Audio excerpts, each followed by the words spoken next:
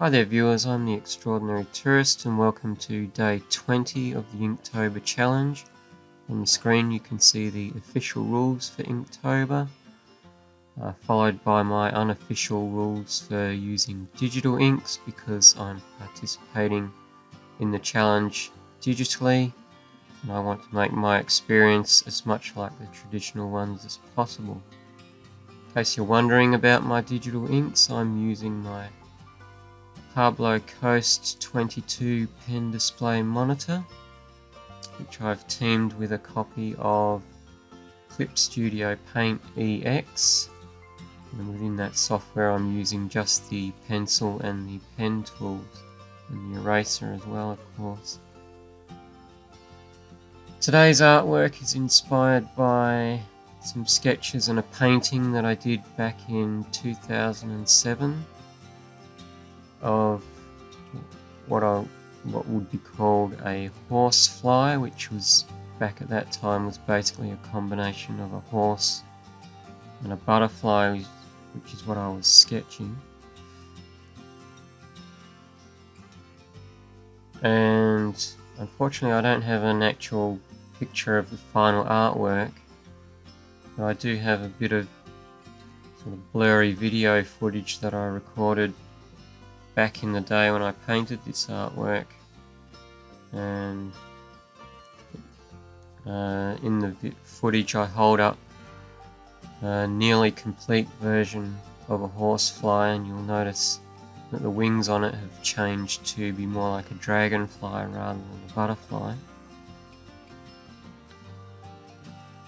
But anyway, I thought I'd revisit that idea and come up with a new image of my version of a horsefly, which essentially is a miniature horse with dragonfly wings. And in my image I started out by drawing the background. I drew, you would have seen me draw an actual door there and a sort of potted plant type thing in the foreground.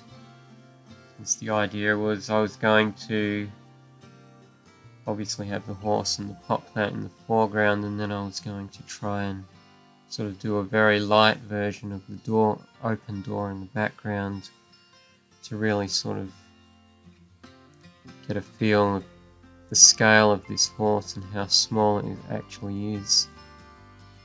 So you see the horse up close next to a pot plant, and it's sort of easily small enough to have flown through the door set in the background. But as I was inking it, I realized that if I inked in the door, it would have become very busy behind the horse, and you would have probably lost the detail of the wings and the horse's back legs and stuff. And I just generally decided that the composition looked better without that door in it, so in the end I decided to leave it out. And you still do get a sense of scale with the pot plant there. Sort of gives you an idea that this horse is not very big.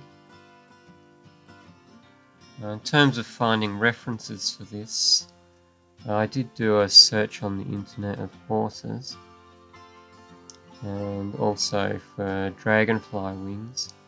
The horse that I came up with isn't based on any particular one horse pose or anything, but the type of horse it's loosely based upon is an Arabian horse, because they seem to have a really sort of finer features and sort of smaller, more delicate looking head, which I thought would be sort of very in keeping with the idea of a really small dragonfly type horse.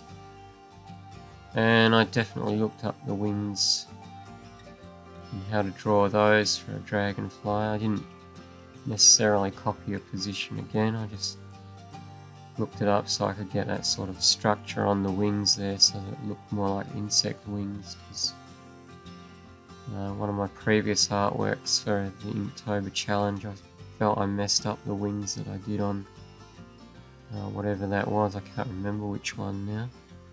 But there you go, that's my finished horsefly. You can see there the line's not too bad, still a bit bumpy, but overall looking good.